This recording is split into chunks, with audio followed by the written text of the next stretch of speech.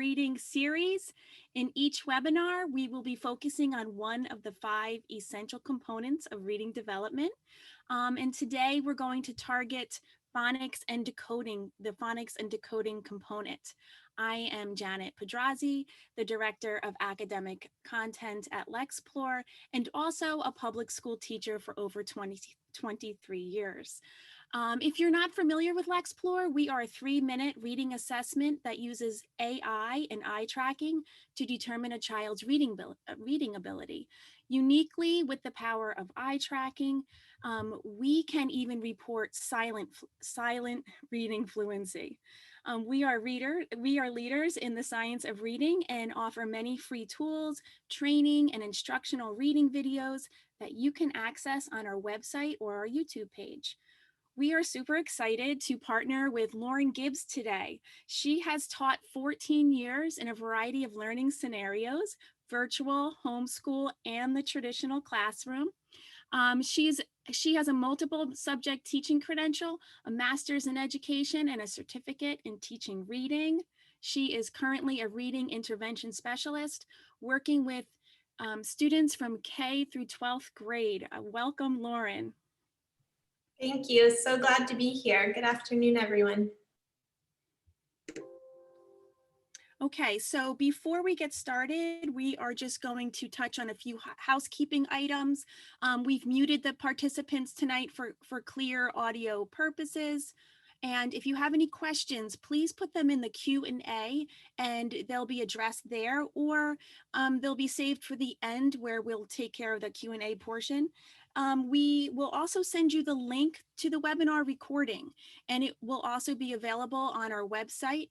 There will be contact information on the final slide tonight. So if you would like to receive more information or you have any questions, you can please feel free to reach out to us. Okay, let's get started.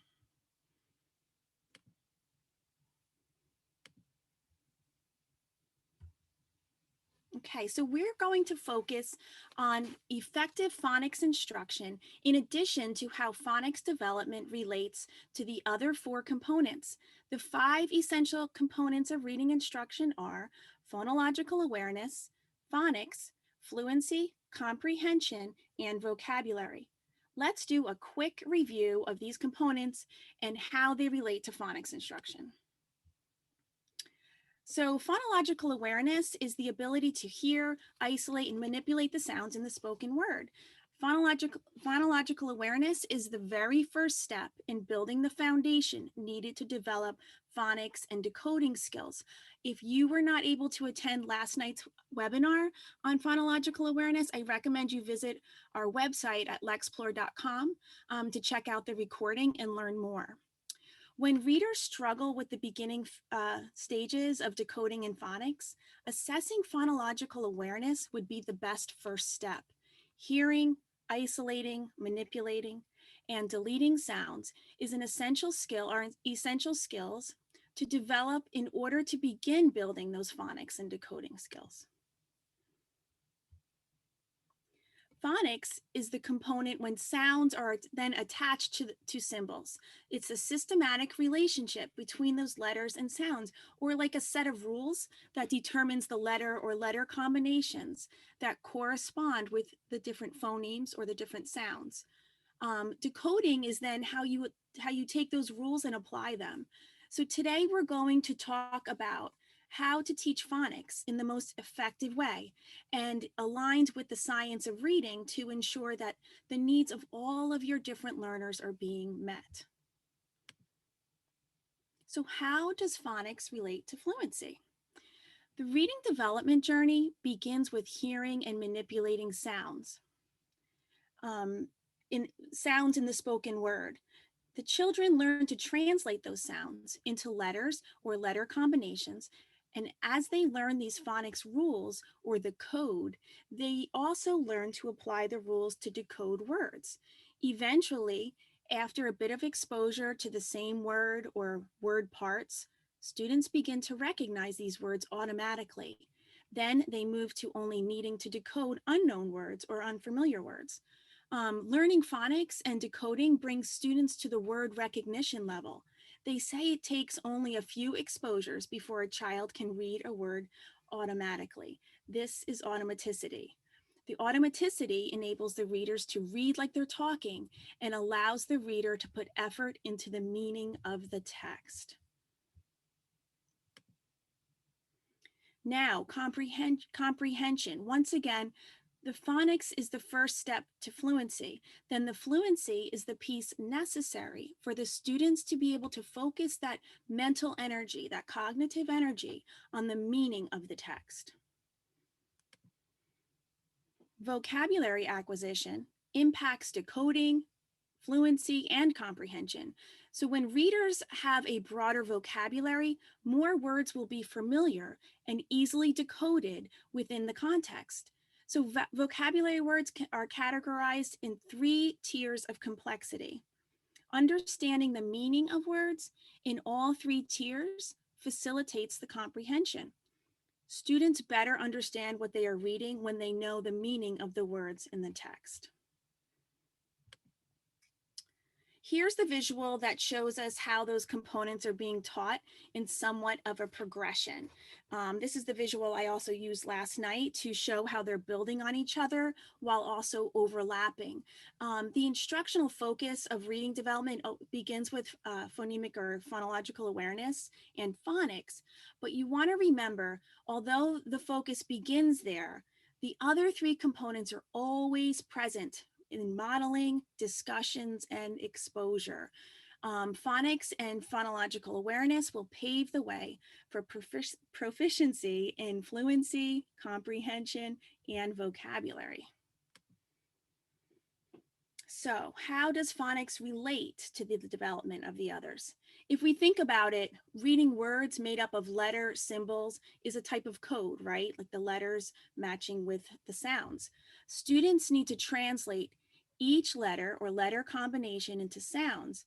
Knowing and applying the sound rules for phonics is the code that readers need to tackle unknown words. So before readers can begin to learn this code, they need a strong foundation in sound knowledge. That's the phonological awareness, which enables the students to isolate, manipulate, delete, and substitute sounds in words.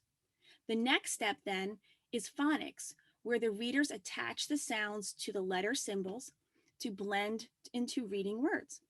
Phonics gives the students the tools that they need to decode those unknown words. And once students begin applying these skills, they acquire the word recognition skills. These word recognition skills are the beginning of fluency, and fluency is the key to comprehension. They are all linked in development. Phonics instruction needs to be structured, explicit, systematic, multisensory, and diagnostic. But what does this all mean? There is substantial research that indicates that teaching phonics in a structured, explicit, systematic, and multisensory way is effective for all students, including those who have learning differences like dyslexia. Our learners, and especially the struggling readers, need this approach to reach their potential. Let's take a look at what this all means. A structured program includes all of these important elements. Instruction begins with phonological awareness or sound knowledge. Then the sounds are associated with the letter symbols. And then the students begin to learn how to decode words by blending single letter sounds, and then they move on in complexity. However, the English language is a bit tricky, and some letters and letter combinations make multiple sounds, and each of these sounds needs to be taught explicitly. The next is the syllabication. As students begin to decode words with 2 or more syllables, they learn to identify syllable types to decode then larger words. And morphology is the study of the meaning of the smaller parts in the word, and that helps students decode and understand. Syntax is the set of rules for how words function in a sentence, and semantics is how words are used to produce meaning. The syntax and semantics also aid in decoding unknown words. Each phonics skill is taught in isolation, then within a context. Lauren will demonstrate this in her instructional routine. Each skill and sound should be intentionally taught, then reviewed as you teach new skills, while increasing in complexity. Here is a breakdown of a simple phonics lesson. Begin with the phonics skill, which is the letter or the letter combination or the sounds that you're focusing on. In this lesson, we're reviewing a small group of consonant sounds and one vowel, the short A. And then at the beginning stages of phonics instruction, you don't want to teach all of the letter sounds first and then go into blending. Teach them in small groups. So you would teach a small group of consonants with a vowel, and then you learn how to blend those letters into small CVC words. And then if you do it this way, and then you move on and you add in letters to create a larger bank of word possibilities. So doing it this way provides the meaning and purpose and context, and it begins the layering of the phonics skills earlier. In steps 1, you see me reviewing the letter sounds in that first picture there. And then in step 2, you can see me that I'm using those same letter cards from step 1 being used to create the words for blending. And these letter cards can actually be, they're a free resource on lexplore.com. I'll talk more about that at the end. In step 3, the students will read the words. They decode it in step 2, in the sentence or within a context, and depending on the skill level. And these skills in this lesson are from the early stages of the phonics instruction, but the same lesson structure can be used for more complex skills like special vowel combinations like soft C or soft G or any specific skill.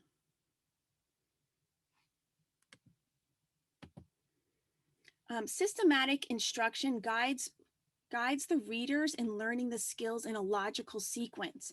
You are going to hear Lauren and I mention this sequence a lot.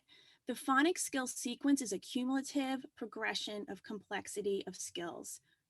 Often students who struggle with reading difficulties also struggle with memory and retention.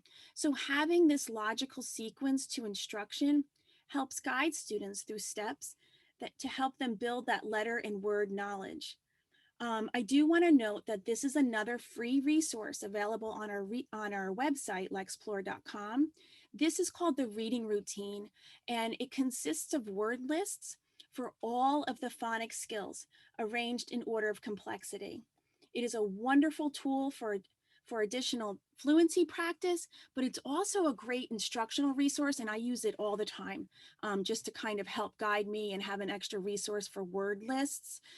It's perfect for planning your phonics lessons like the one I just showed you in that previous slide.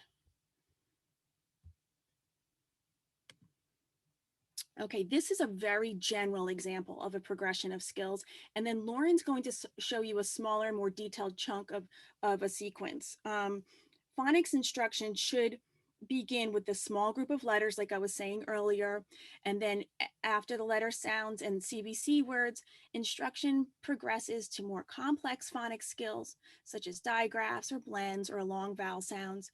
And then the complexity builds, and each and every phonics skill should be taught in isolation, being sure that readers can identify sounds in all of the letter combinations. Often there are several different combinations making the same sound, which makes it so tricky. So multisensory approaches engage students in the learning while improving their ability to remember and retain skills being taught, while activating different areas of the brain. So if you think about learning as inputting information from the world, right, into the brain, using all these different approaches, including multiple modalities, is like creating more information pathways into the brain. So multisensory learning helps students internalize those concepts more efficiently. And the approaches are ideal for introducing new skills, reinforcing skills, or addressing skill deficits.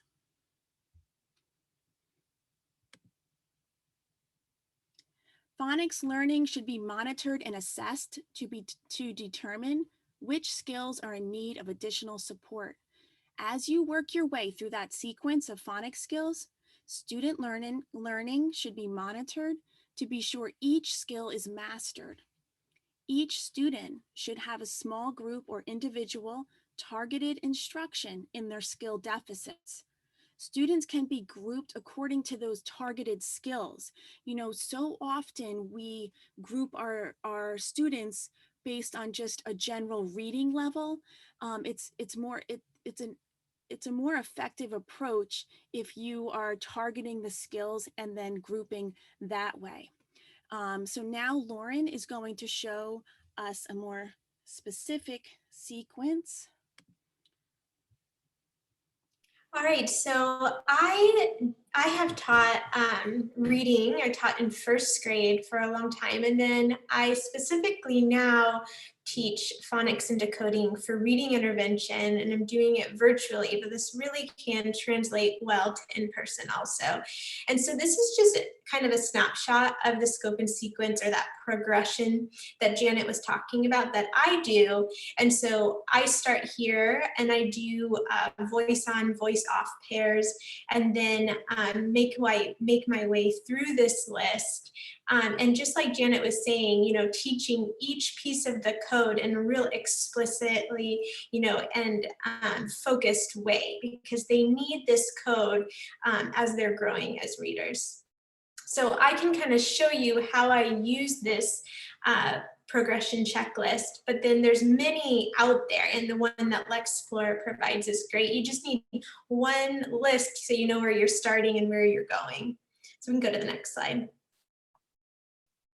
And so I'm going to share with you my instructional routine. This is a 30-minute daily routine. And this can be, a phonics lesson for kindergarten or first grade, but it also works well as an intervention tool, for an upper grade student that really still needs this phonics, really just needs the code.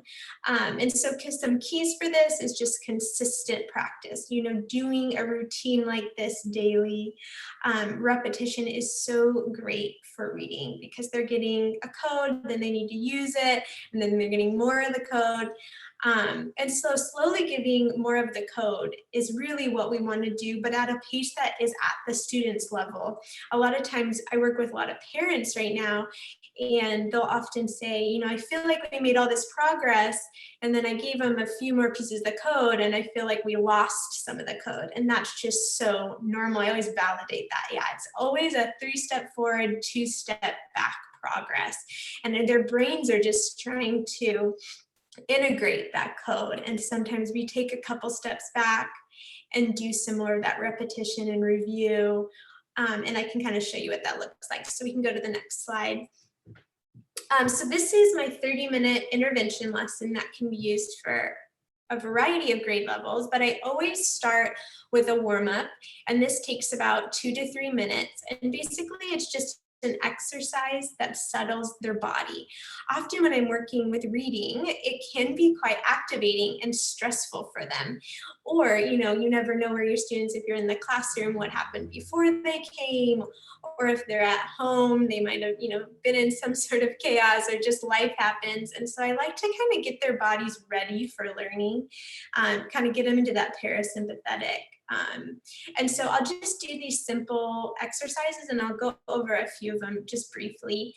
Sometimes I have them breathe kind of in a star. So I'll draw a star, and as we go up to the point, we breathe in, we hold our breath just for a moment at the top, and then we breathe out, and we just go around the star. I kind of use my finger to direct where we are.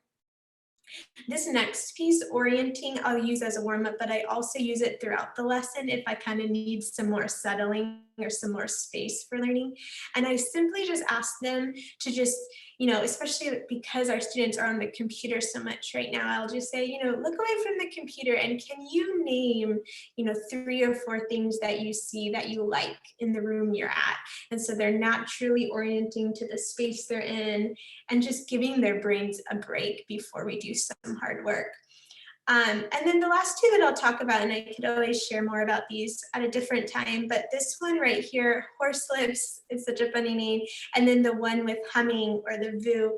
These are really great exercises because they stimulate this polyvagal nerve that goes from our head all the way down our spine. And really what it does, if there's any activation or stress, it can just push their systems into a more parasympathetic or relaxed state. And horse lips, they just press their lips together and then blow air out. And then the humming or the voo is they could hum a song, or they can make the sound voo, starting from, inhale and then exhale with that voo sound.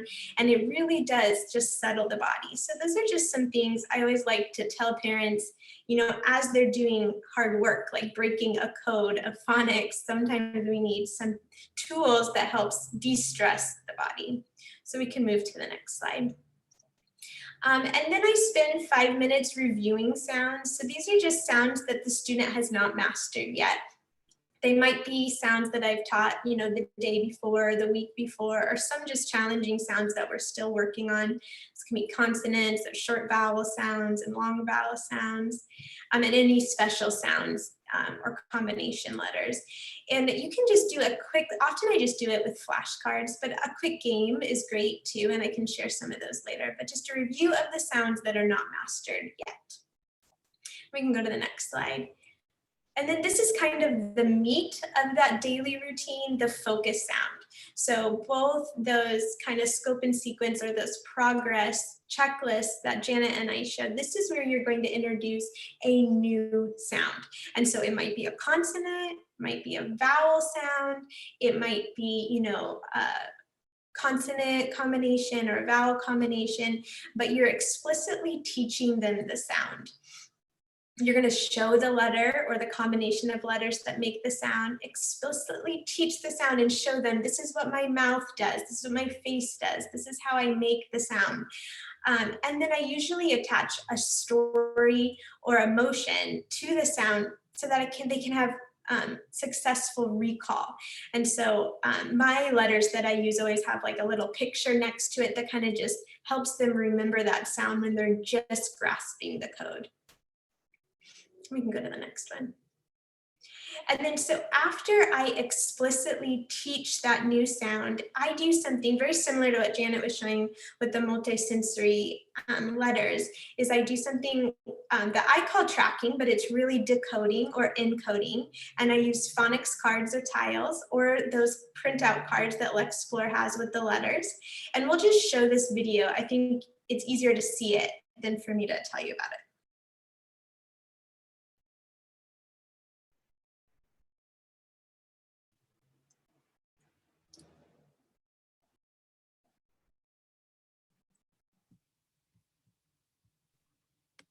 And if the sound's not working, I can just make words. And I'll start with decoding. So there's two ways to track. You can decode and encode. And the first one we're going to do is decode. And I'll start with short vowel words, and then I'll also do another section with long vowel words and special sounds. So what you're going to want to do is you can cut up some paper and write one sound in each square. So a lot of it will be consonants, vowels, and then of course there'll be the combinations like the CH, SH, and other combinations that make one sound. You're going to pull down some letters. I'm going to give you here, let me see where I want to start.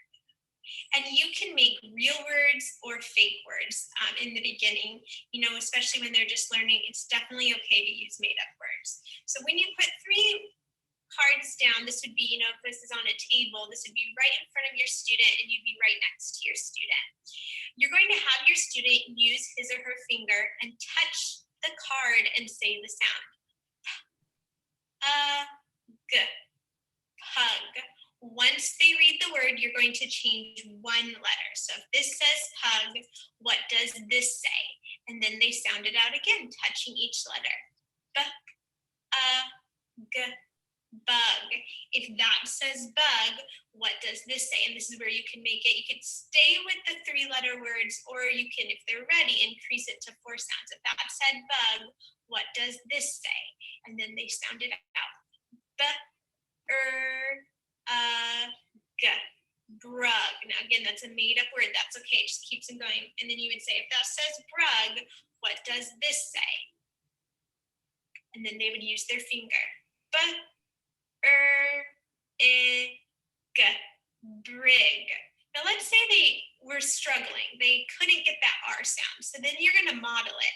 You're going to put your finger, and maybe they are going to put their finger on the top. So now you're both using your finger, and they'll just repeat after you. So you go, ba, and they say, ba.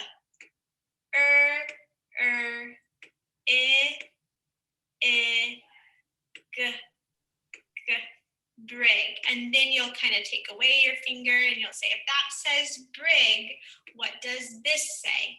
And then they'll start from the beginning, touching each sound.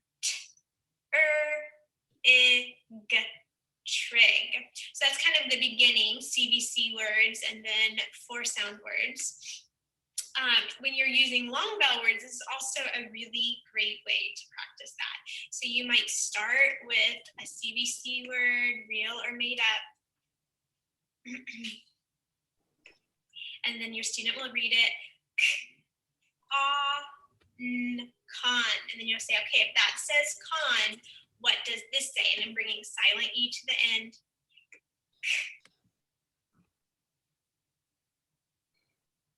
All right, so that's just kind of a little video to kind of show you how that tracking goes. And then this is decoding. For the encoding, you're going to have the students manipulate the sound card so that they can work on spelling. So then after I do tracking, I always like to integrate the new focus sound with a game or activity. You can play tic-tac-toe by writing the words in the tic-tac-toe board, and then they have to read the word before they can put their X or O. You can do a lot of sorting games, like you see this picture on the side. You'd write, words with sounds that they're working on, and then they sort it maybe by short vowel sounds or special sounds like sh or sh. A lot of times when we learn a new sound, like the CH sound, I'll write that on their papers, and then I'll say, okay, here's some books. Find as many words as you can with this CH combination, and then I'll read the words with them, as some of those words they might not be able to read. Matching games with words and pictures, and then there's plenty of online phonics games you can use to just, again, to focus on that focus sound and to get them some practice. Playing with words is really a great way to eventually get them to some fluency. And then the last part, switch the slide, is the daily reading. And so when I'm doing an intervention 30-minute kind of routine, then I do this at the end of the lesson. But if you're in a classroom or if you're at home, I might take a break between these two and come back, for a daily 5 to 15-minute reading with your student. I would use decodable books. Make sure that the books are at your student's level. And then I'm going to speak more about this strategy, repeated reading, at our next webinar. And then, of course, for that daily reading, we need an adult or a learning coach to support the student. Then really quickly, another way you can work with phonics is just by creating a sound wall. There's a couple different ways you can do this. This first picture, you're going to put the sounds, like here's a long U sound, and then underneath you're going to write the different ways that you can spell that long U sound, or the long A sound. It can be spelled A with silent E or with A-Y. And so as you teach them a sound, you're going to add it to this sound wall. And then also you can, instead of having the sounds underneath, you could have each, phonics, each sound, letter combination that makes a sound. And as they learn that sound, you're going to add words. And then I think what's for virtual learning or classroom learning is that they could have a journal where they write the sound on the top and then they add words that have that sound. Okay, And syllabication. So syllabication is a way of teaching children to decode multisyllabic words. There are actually 6 syllable types, and each syllable should be taught explicitly, and students should be provided plenty of practice decoding words with the targeted syllable type. So Lexplore has created free anchor charts to help with syllabication instruction, and this one describes each syllable type with the illustrations and texts. So this one can also be downloaded from the from our website at lexplore.com, and I'll show you more about that at the end. And then when teaching students to syllabicate words, there are a sequence of steps to follow. So here's a simplified version of those syllabication steps. Lexplore provides teachers and parents with these free charts to support the instruction and learning. Syllabication can be a webinar in itself, but this is just a brief exposure and to show you about the free resources that are available to you.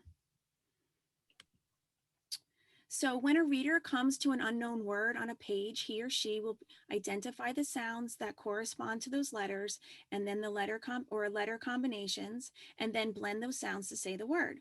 So translating the letters into the sounds and then blending those sounds to say the words is a very complex multi-step process. So it's important to be sure that students are proficient in blending sounds in just verbally or auditorily, verbally, and that's the phonemic awareness piece that we spoke about last night at last night's webinar. And it's important that they have that foundation before they're moving on to decoding texts. Now I'm going to show you a few multisensory approaches to blending CVC words. Here you see a student, or my son, Ben, working with the blending board, which is just a shoebox with some pom-poms and some textured tape. And when he first saw it, he said, "Mom, that's the tape from my lacrosse stick." But I liked that tape because it was textured. But also, there's like electrical tape that has that kind of texture, or even duct tape has a texture to it. I just like the texture piece for an additional tactile experience. And here he is blending those words. And ran. Good. And can. And can. It's make sure you say good.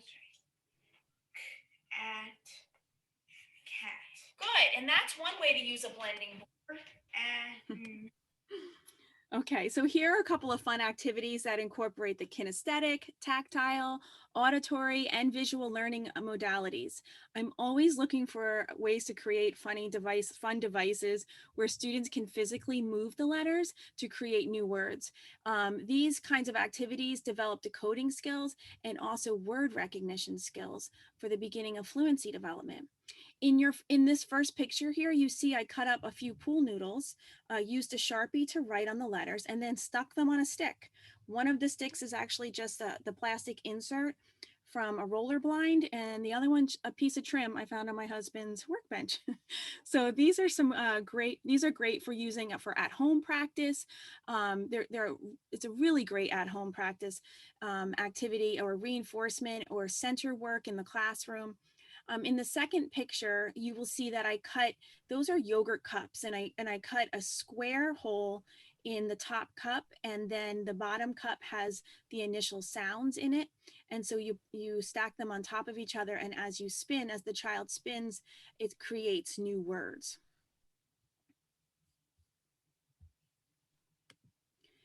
In this first picture, I'm demonstrating how to set my students up for success.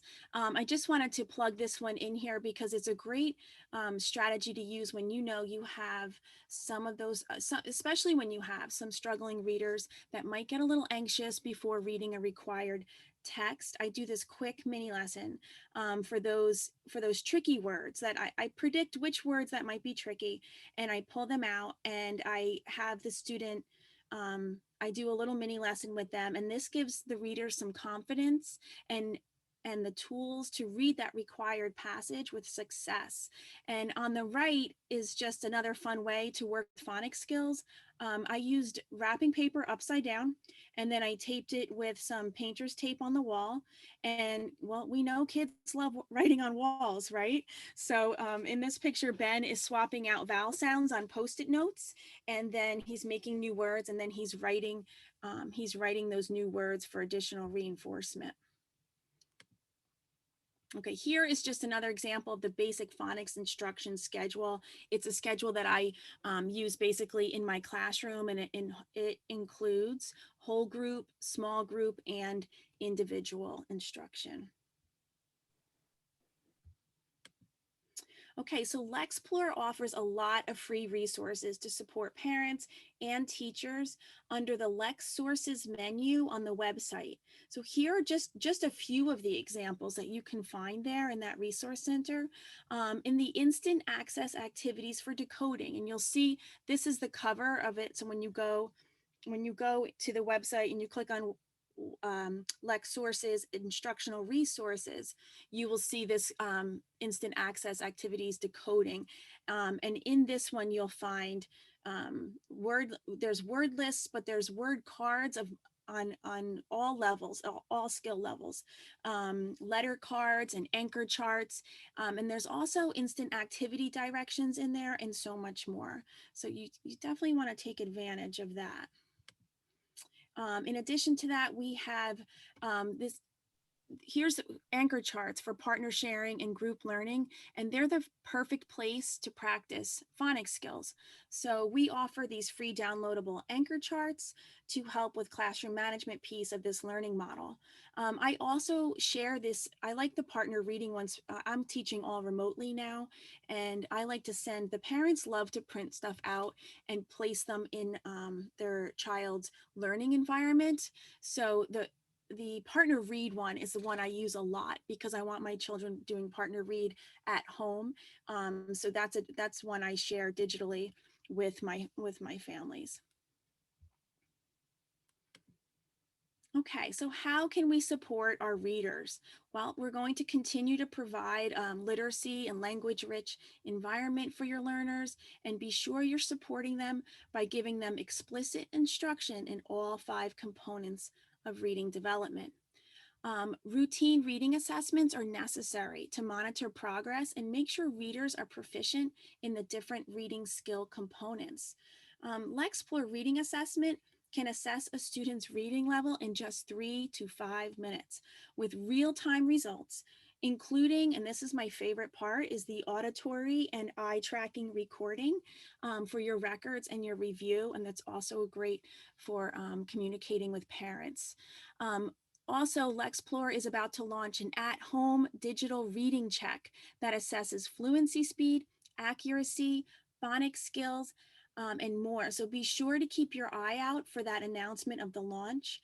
And then I think we're at the time for questions. Do we have any questions? Yeah, so I just wanted to say that if you were, if you missed the first few minutes of the webinar, we will have the recording available on our website. And so you will have access to be able to rewatch all of these slides and really helpful videos, and to remind yourself how to access these tools. So please go on to our website, lexplore.com. You'll be asked what country to access. Obviously, go to the United States, because that's where this is being broadcasted from, and then you will find all of those really helpful resources for you. We do have one question, Lauren, it's directed towards you. It was, are there any videos or visuals of those warm-up exercises that you shared? Can you point them to a direction of a website? Is that something that maybe they could email you and you could direct them to some resources? Maybe. I have probably the best way would be to email me, and I can send you the PDF of those exercises. Okay, great. I'm sure We also have Lauren doing the, I believe, the orientation in Yeah, our, the orienting, correct. yes, the orienting, that's right, in our Lunch with Lexplore series on our YouTube page. Did you do 1 or 2? There might be 2 videos that Lauren did. I think I just did one, but that could be, you know, TBD. Maybe I could make the rest of those videos available because they're quick and they're easy and they make a big difference, those little exercises. It's a great video. Yeah. So do you want to share the last slide? I think that has the contact information. I think that'd be helpful for everybody to see. Thank you all for joining us this evening. Janet, if you want to wrap us up, and I'm just the voice behind the scenes here playing Q&A. Thanks, Melissa. Yes, thank you everyone for attending today. We hope you will join us tomorrow for Lexplore's Clear View of Reading the Fluency webinar. Each webinar, as you know now, will be focusing on one of the 5 essential components of reading. Also, please be sure to head over to our website to take advantage of all those free instructional resources. And don't forget to follow us on social media as well. And thank you, Lauren Gibbs, so much for your generosity of time, your helpful tips, and your tools. We really appreciate it. Thanks so much, everyone, and have a great day. Bye, guys.